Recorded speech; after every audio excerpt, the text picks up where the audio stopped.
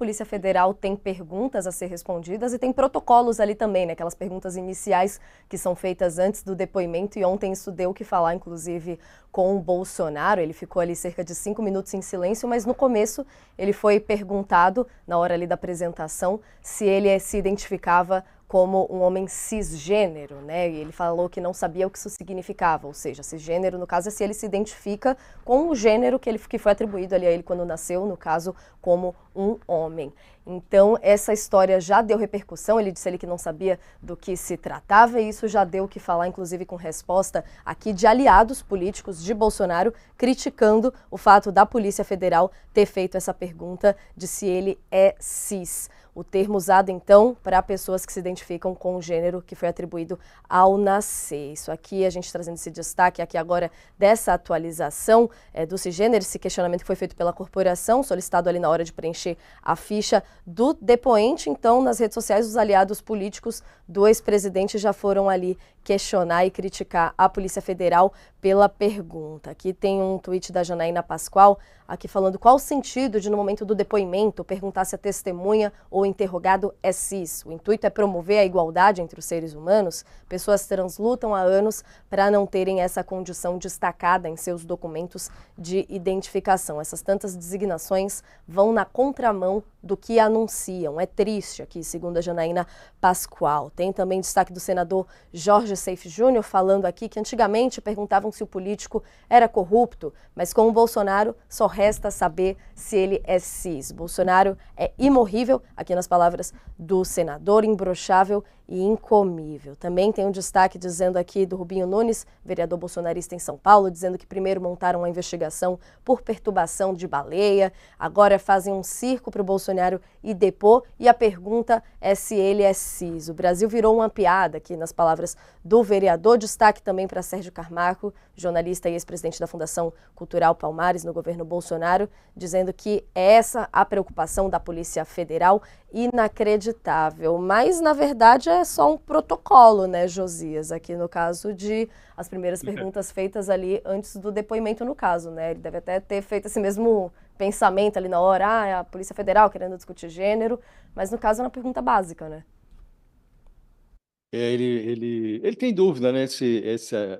Essa definição de gênero para ele é muito complicado, porque no gogó, o Bolsonaro se considera mais do que homem, ele é um machão. Acabamos de ouvir aí um devoto do Bolsonaro relembrando os 3 epítetos que ele atribuiu a si mesmo, né? Imorrível, imbrochável e incomível. O problema é que, nesse momento, o Bolsonaro tornou-se inelegível, indefensável e até meio imprestável. Então, ele, que se imaginava um machão, hoje exercita o direito à fuga, previsto na Constituição, para aqueles que, não tendo defesa, podem exercer o direito ao silêncio para não se autoincriminar em depoimentos à Polícia Federal. E o Bolsonaro não consegue responder nem à pergunta protocolar, se é ou não cisgênero. Muito complicada a situação dele, Natália, mas previsível para um personagem que, se considerando esse machão corajoso, tem que, eh, tem que explicar agora por que essa coragem toda foge no momento em que ele mais necessita. Então, eu já me convenci de que a coragem do Bolsonaro é mesmo uma qualidade fugidia. Ela foge no momento em que o dono mais precisa. Então, diante de um quadro assim, é meio natural que o Bolsonaro tenha dúvida sobre o gênero, porque ele já não é aquele machão que imaginava ser e não sabe ainda o que virou. O final do inquérito vai mostrar que ele pode virar algo que ele não desejaria, né? Que é um presidiário inelegível, indefensável e imprestável.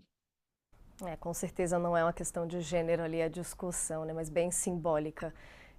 esse momento de tensão ali no começo do depoimento.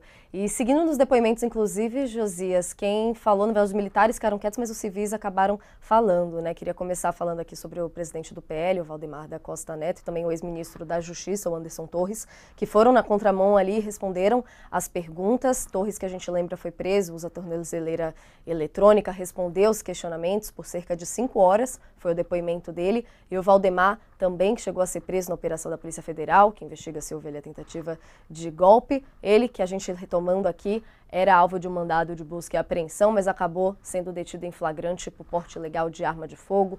Também apresentaram esclarecimentos o coronel Bernardo Romão Correia Neto, que está preso, o assessor de Bolsonaro, Tércio Anô, também. Esses depoimentos dos dois duraram quase 6 horas. Mas fazendo em partes aqui, então, começando já com a imagem da tela, Valdemar da Costa Neto falou, então, né, Josias? Ele que, inclusive, tem eleição para organizar esse ano, né? Acho que não dá para ficar tanto tempo nessa enrolação de ficar em silêncio, depois ter que falar mais para frente. O que a gente pode esperar quando esses depoimentos começarem a ser divulgados, Josias?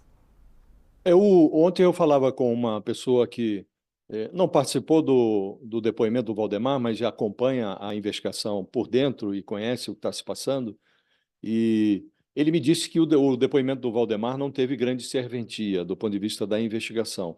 E parte do que ele disse não orna com o que foi reunido pelos investigadores, né? O Valdemar tem um problema grave, porque os atos que ele praticou por influência do Bolsonaro, eles são muito visíveis. O Valdemar questionou as urnas, ele protocolou no Tribunal Superior Eleitoral um recurso que pedia a anulação de parte das urnas da eleição presidencial, urnas antigas, que ele dizia que não teriam funcionado adequadamente. O Tribunal Superior Eleitoral não só rejeitou o requerimento do Valdemar, como multou o PL em quase 29 milhões de reais, né? Dinheiro do fundo partidário que o partido não pôde utilizar durante um certo período.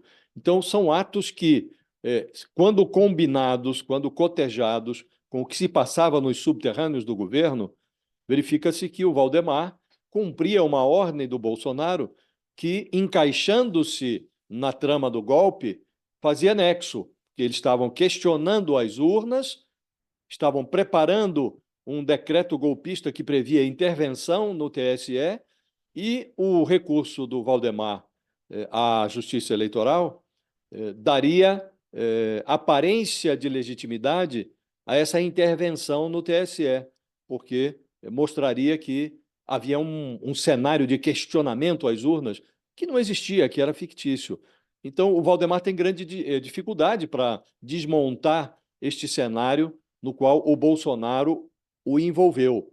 Então, não foi de grande serventia o depoimento dele, embora ele tenha falado, ele não falou nada que possa servir para sua defesa. Triste o histórico do Valdemar, Natália, porque ele já esteve na cadeia, né?